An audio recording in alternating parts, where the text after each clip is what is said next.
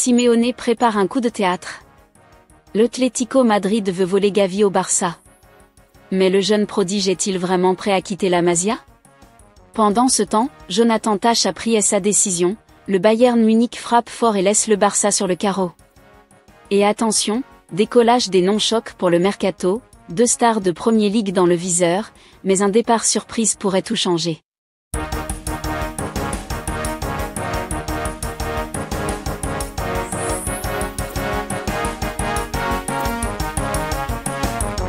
Rodrigo Goes pourrait bien être la grosse vente du Real Madrid cet été. Même s'il est encore sous contrat jusqu'en 2028, son avenir dans la capitale espagnole est loin d'être garanti.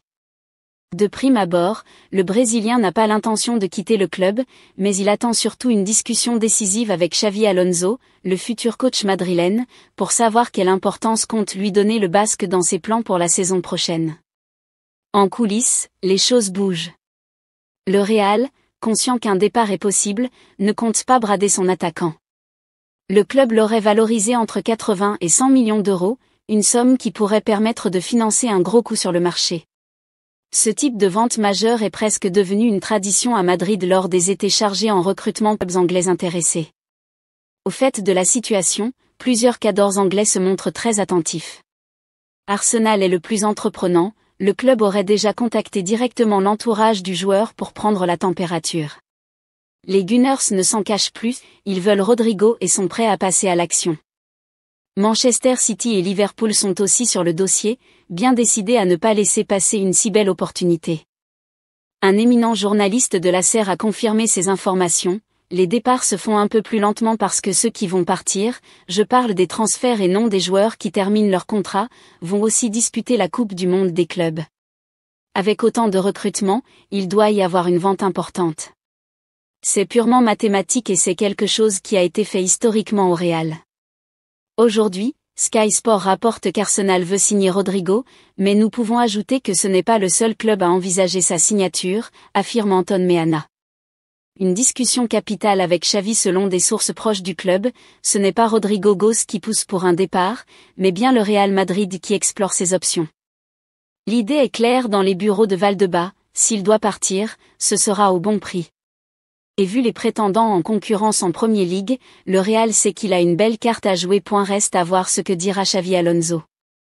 Car au final, c'est cette fameuse discussion entre le joueur et le nouvel entraîneur qui pourrait tout changer. Rodrigo, lui, aimerait rester à Madrid, mais il ne veut surtout pas être relégué au second plan. Si Xavi ne lui apporte pas les garanties nécessaires, il n'hésitera pas alors à envisager un nouveau départ en Angleterre. Diego Simeone prépare activement le mercato estival de l'Atlético Madrid et cible un joueur phare du FC Barcelone, Gavi. Selon Fichage, l'entraîneur argentin considère le jeune milieu de terrain comme un renfort clé pour son équipe, attiré par son intensité et sa discipline tactique. Malgré une saison mitigée où son temps de jeu a été limité, Gavi conserve une excellente réputation. Formé à la Masia, le joueur de 20 ans a déjà disputé plus de 150 matchs professionnels. Simeone voit en lui un leader capable d'apporter un volume de jeu et une agressivité indispensable au style Colo. À Madrid, Gavi pourrait occuper un rôle plus physique, intégré dans la rotation ou directement titulaire pour les grands rendez-vous. Le Barça, conscient de son potentiel, n'a pas l'intention de se séparer de son prodige. Le contrat de Gavi court jusqu'en 2030, avec une clause libératoire d'1 milliard d'euros. Toutefois, la situation économique délicate du club catalan pourrait ouvrir la porte à des négociations. L'Atlético devra probablement proposer une offre complexe mêlant aspects financiers et sportifs pour espérer convaincre, précise Fichage. Transfert imminent, Jonathan Tah a tranché pour sa future destination. Après avoir exprimé son envie de changer, le défenseur allemand Jonathan Tah du Bayer Leverkusen, qui a vu plusieurs clubs s'intéresser à lui, aurait pris sa décision sur sa future destination. Pendant de longues semaines, le nom de Jonathan Tah revenait avec insistance du côté du FC Barcelone. Le défenseur central allemand, solide et expérimenté, figurait parmi les priorités du FC Barcelone pour renforcer une défense en quête de stabilité. Mais une fois encore, les contraintes liées au fair-play financier ont pesé lourd dans la balance. Le club catalan avait même demandé à Tah de patienter, en espérant qu'un départ en défense libère suffisamment de marge pour avancer dans le dossier. Hansi Flick connaissait bien le joueur pour l'avoir dirigé en sélection allemande et souhaitait vivement l'intégrer à son projet. Cependant, les retrouvailles attendues n'auront peut-être pas lieu car un autre club aurait devancé le FC Barcelone. Jonathan Tah ne rejoindra donc ni le Real, ni le Barça, mais bien le Bayern Munich. Selon les informations données par Fabrizio Romano, l'international allemand aurait trouvé un accord total avec les Bavarois. Son transfert du Bayer Leverkusen sera officialisé très prochainement. Le club de Vincent Kompany voulait absolument l'avoir à disposition avant la Coupe du Monde des clubs, dont les premiers matchs débutent cet été. Pour cela, le Bayern versera une indemnité modérée à Leverkusen afin de boucler le dossier avant le 30 juin. Le joueur, fatigué d'attendre une issue incertaine avec le Barça, a choisi la voie de la stabilité sportive et de la compétitivité immédiate. Un revers de plus pour le club catalan, qui voit une cible défensive lui échapper au profit d'un rival européen. À l'approche de la fin de la saison, le club catalan du FC Barcelone se prépare à un premier départ, celui d'un milieu de terrain prometteur.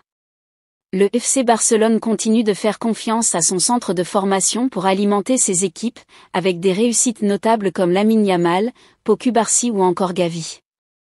Toutefois, tous les espoirs de la Masia ne parviennent pas à se faire une place dans le groupe professionnel.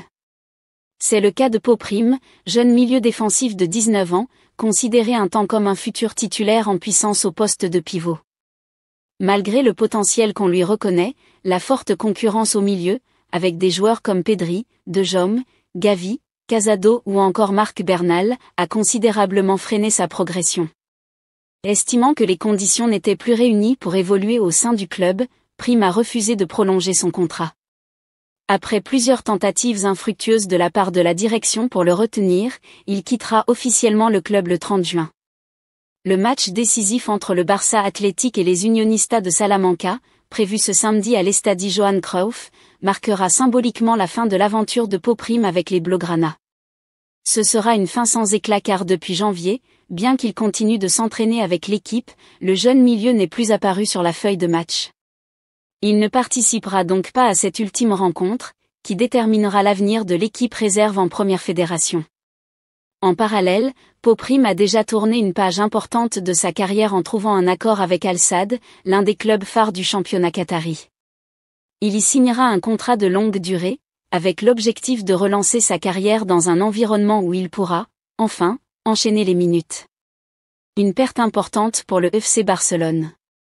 Barça, 2 renforts déjà annoncés. Deco, le directeur sportif du Barça, a publiquement révélé les noms des 2 joueurs qu'il aimerait recruter lors du mercato estival. Auteur d'un fantastique triplé Liga Coupe du Roi Supercoupe d'Espagne, le FC Barcelone ne veut pas s'arrêter là. Éliminé aux portes de la finale de la Ligue des Champions par l'Inter Milan, le club catalan compte bien se renforcer lors du mercato estival pour viser encore plus haut la saison prochaine.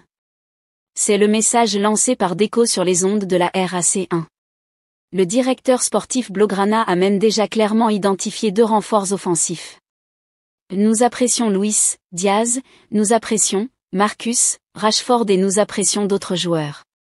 Sur le marché, nous connaissons des noms qui pourraient améliorer l'équipe, a-t-il ainsi affirmé, avant de faire le point sur l'éventuelle signature d'un nouvel avant-centre. Le Barça a déjà tranché en attaque.